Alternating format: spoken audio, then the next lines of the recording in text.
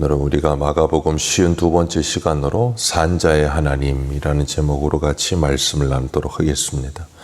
어제는 예수님께서 시험하여 책 잡기 위해 온 바리새인과 헤롯 당에 그들의 시험에 예수님께서 걸려 넘어지지 않으시고 가이사의 것은 가이사에게, 하나님의 것은 하나님께 바치라, 그렇게 말씀하셨어요.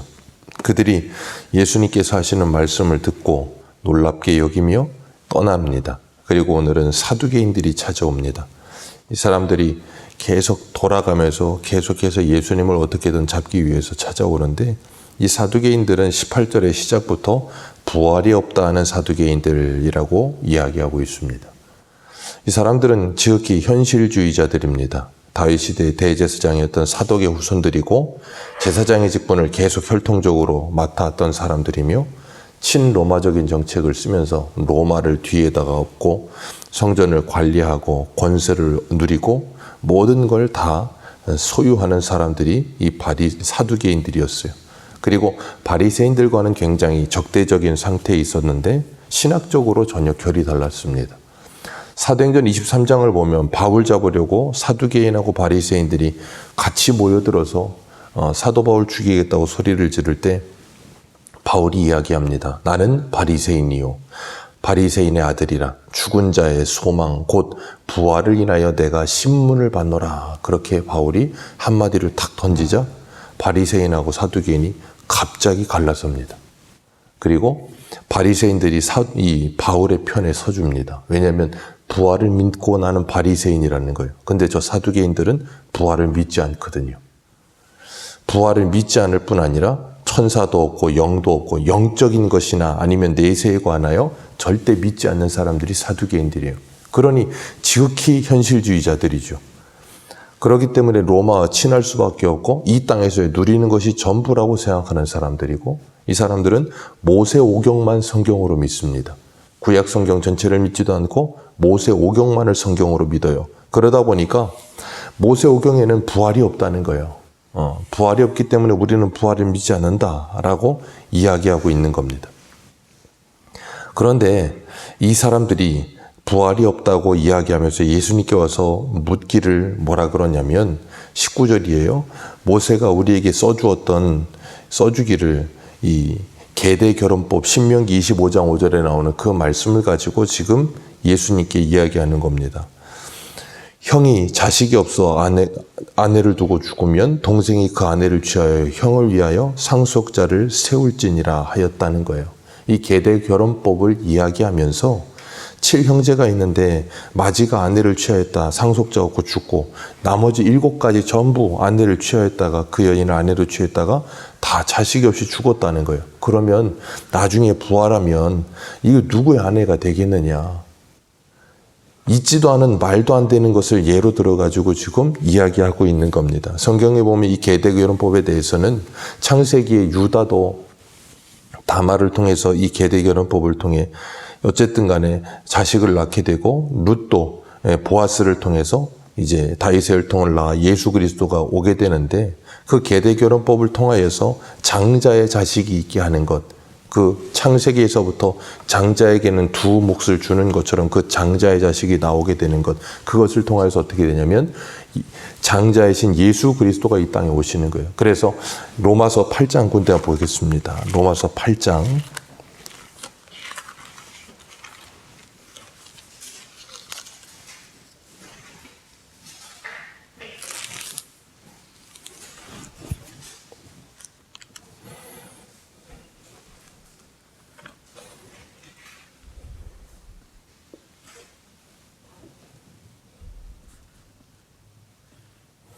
29절 같이 읽겠습니다. 29절입니다. 시작.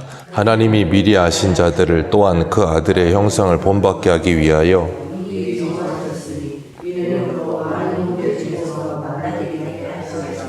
아멘. 예수 그리스도를 맏아들이 되게 하셨습니다. 그리고 그 후에 모든 자녀들을 그 예수 그리스도를 형상을 본받게 한다라고 이야기하고 있어요. 이 장자에게 계속해서 혈통을 이어줌을 통하여서 누가 오시냐면 예수 그리스도가 오시게 되는 거예요. 그런데 이들은 부활이 없다는 것을 어떻게든 증명해내기 위해서 이 계den교론법을 이야기하는 겁니다. 그랬더니 예수님께서 너희가 성경도 하나님의 능력도 알지 못하고 오해한다라고 이야기하세요. 그러면서 뭐라 그러시냐면 사람이 부활할 때는 장가도 시집도 가지 않고 하늘에 있는 천사와 같이 된다라고 말씀하세요. 그러니까 이 땅에서의 삶과 그리고 천국에서의 삶은 전혀 다른 삶일 것이다 라는 것을 말씀하시는 거죠. 예수님께서 모세오경만을 믿는 사두개인들에게 그들이 믿는 그 모세오경을 통해서 부활을 설명하십니다. 25절, 26절 같이 읽겠습니다. 시작. 죽은 자가 살아난다는 것을 말할진대 너희가 가시나무 떨기에 관한 글에 하나님께서 모세에게 이르시되 나는 아브라함의 하나님이요 이삭의 하나님이요 야곱의 하나님이로라 하신 말씀을 읽어보지 못하였느냐. 하나님께서 모세를 부르셨을 때 처음에 하신 말씀이에요. 나는 아브라함의 하나님, 이삭의 하나님, 야곱의 하나님이라. 그 말은 나는 지금 아브라함의 하나님이고 나는 지금 이삭의 하나님이고 나는 지금 야곱의 하나님이라 그 말씀하시는 거예요. 하나님은 언제나 과거, 현재, 미래가 없으십니다. 항상 현재세요. 그렇기 때문에 모세가 살아있을 당시에 아브라함, 이삭, 야곱은 다 육적으로는 다 죽은 상태에 있는 사람들이에요. 그런데 하나님은 나는 지금 그들의 하나님이라고 말씀하고 계세요. 그 이유는 딱 하나입니다. 하나님에게는 아브라함, 이삭, 야곱도 다 지금 어떤 상태예요? 살아있는 상태예요. 왜 살아있는 상태입니까? 성경에서 말하는 삶과 죽음이라고 하는 것에 대한 개념이 우리의 개념과는 다르기 때문에 그래요. 성경에서 육체가 죽은 것을 죽은 것이라고 말하지 않습니다. 잔다라고 말을 합니다. 죽음이라고 하는 것은 생명이신 하나님과 단절된 것이 죽음이에요. 그렇기 때문에 아브라함과 이삭과 야곱은 하나님과 단절되어 있지 않거든요. 그러니 그들은 어떤 상태예요? 살아있는 상태인 거예요. 예수님께서도 나사로가 죽었을 때 나사로를 살려주러 가시다가 마르다를 만납니다. 그때 마르다가 예수님께 푸념하면서 예수님이 여기 계셨더라면 내 오라비가 죽지 않았을 텐데요 라고 말을 할 때 예수님께서 그러세요. 네 오라비가 다시 살아날 걸 믿느냐? 예, 세상 끝날에는 그렇게 살아날 걸 믿습니다. 바리새인처럼 믿는 거예요. 그랬더니 예수님께서 요한복음 11장 25절에 이렇게 말씀하세요. 나는 부활이요 나는 생명이니 나를 믿는 자는 죽어도 살겠고 무릇 살아서 나를 믿는 자는 영원히 죽지 아니하리니 이것을 내가 믿느냐라고 말씀하세요. 나는 부활이요 생명이니 나를 믿는 자는 죽어도 살겠고 살아서 나를 믿는 자는 영원히 죽지 않는다. 살아서 나를 믿는 자라는 말이 뭐예요? 이 땅에서 육체의 죽음이 있기 전에 예수를 믿는 사람은 그 영혼의 죽음이 없을 것이다 라는 것을 말씀하시는 거예요. 그렇기 때문에 영생을 살게 되는 거예요. 그래서 우리는 예수 그리스도를 믿는 그 순간부터 우리는 뭐예요? 영생을 살고 있는 거예요. 영원한 생명을 사는 자들이 된 겁니다. 그렇기 때문에 하나님은 27절에 뭐라 그러세요? 27절 같이 읽습니다. 시작. 하나님은 죽은 자의 하나님이 아니요 아멘. 하나님은 죽은 자의 하나님이 아니세요. 하나님은 언제나 창세 이후로 산 자의 하나님이십니다. 그렇기 때문에 육체의 죽음이 아닌 영의 죽음을 말씀하시면서 죄와 사망이 왕노릇하는 삶에서 생명과 의가 왕노릇하는 삶으로 만들어진 하나님의 사람들은 모두 다 산 자예요. 그래서 우리 한 군데만 보겠습니다. 신약성경 골로새서 3장 한 군데만 보세요. 골로새서 3장.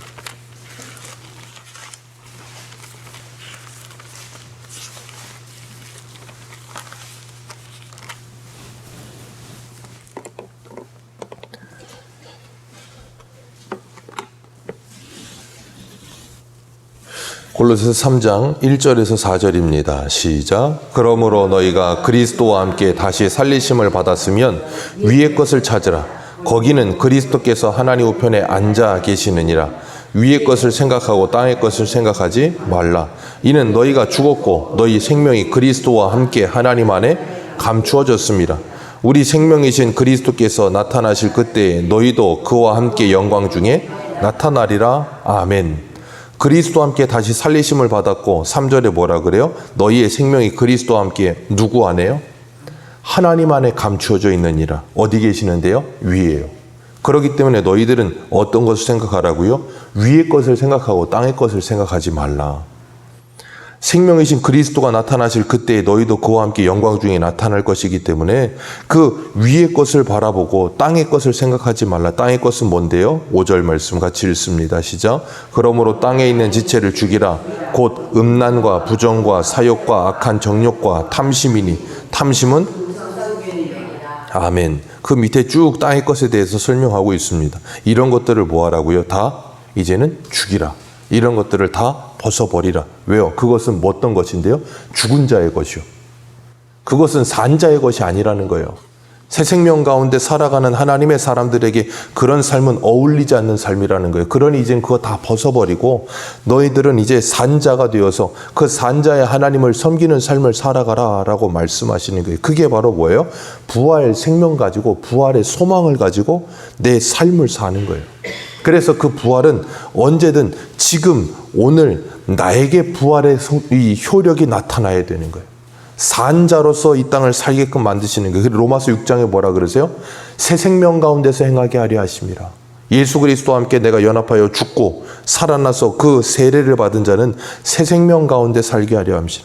그래서 우리는 이 땅을 살면서 부활 소망을 가지고 이 세상의 사람과 같이 땅의 것을 바라보지 않고 위의 것을 바라보며 사는 거예요. 그게 거룩입니다.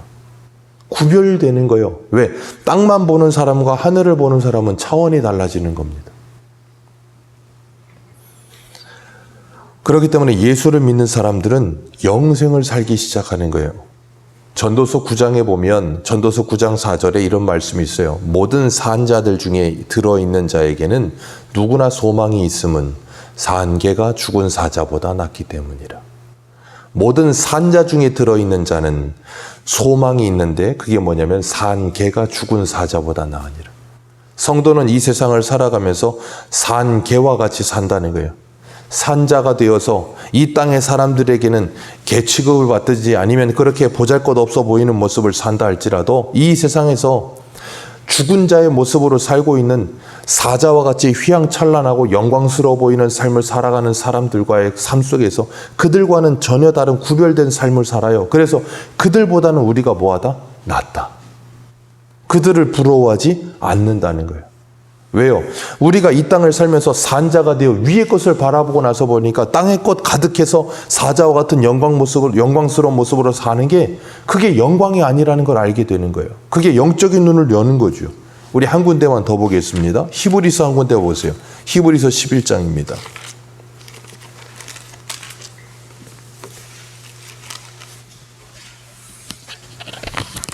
히브리서 11장 24절. 히브리서 11장 24절입니다. 24절부터 27절, 26절까지 같이 보겠습니다. 시작. 믿음으로 모세는 장성하여 바로의 공주의 아들이라 칭함받기를 거절하고 도리어 하나님의 백성과 함께 고난받기를 잠시 죄악의 낙을 누리는 것보다 더 좋아하고 그리스도를 위하여 받는 수모를 애굽의 모든 부하보다 더 큰 재물로 여겼으니 이는 상주심을 바라봄이라. 아멘. 상주심을 바라봅니다. 그래서 잠시 죄악의 낙을 누리며 바로의 공주의 아들이라 왕자라 취함을 받는 것, 그것보다도 하나님의 나라의 백성과 함께 수모를 받으며 주님께서 우리에게 주실 그 위의 것, 저 하나님의 나라에서의 상주심을 바라보는데 그것이 뭐하다고요? 더 영광스럽다는 거예요. 내가 그러니 이 땅에서 죽은 사자로 사느니 차라리 산개로 살겠다라고 말을 하는 거예요. 그러면서 11장을 찾으셨으니까 11장 35절 보겠습니다. 35절 같이 읽겠습니다. 35절부터 우리 38절까지 읽습니다. 시작. 여자들은 자기의 죽은 자들을 부활로 받아들이기도 하며 또 어떤 이들은 더 좋은 부활을 얻고자 하여 심한 고문을 받되 구차히 풀려나기를 원하지 아니하며 또 어떤 이들은 조롱과 채찍질 뿐 아니라 결박과 옥에 갇히는 시련도 받았으며 돌로 치는 것과 톱으로 켜는 것과 시험과 칼과 죽임을 당하고 양과 염소의 가죽을 입고 유리하여 궁핍과 환난과 학대를 받았으니 이런 사람은 세상이 감당하지 못하느니라. 그들이 광야와 산과 동굴과 토굴에 유리하였느니라. 아멘. 이들이 어떤 사람들이라고요? 전도서 9장 4절에 산개요.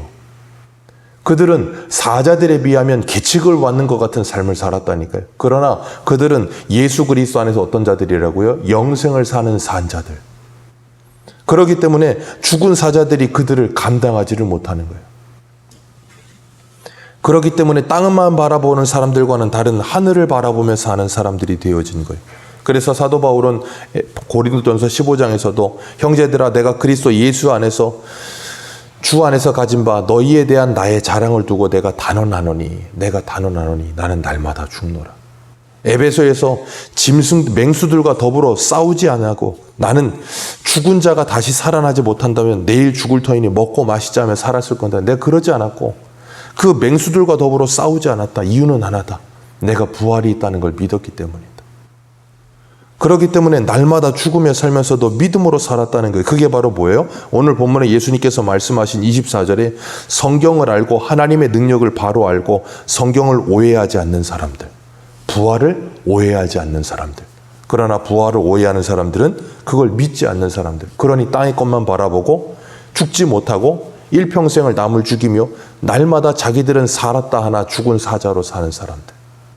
오늘 저와 여러분들은 어떤 삶을 살고 계십니까? 죽은 사자로 살고 계십니까? 아니면 산개로 살고 계십니까?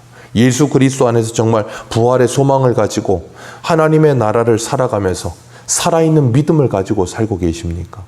오늘 하루도 주님 안에서 살아있는 믿음을 가지고 땅의 것이 아닌 위의 것을 바라보며 살아가는 복된 하나님의 사람들 되시기를 축복합니다. 기도하겠습니다.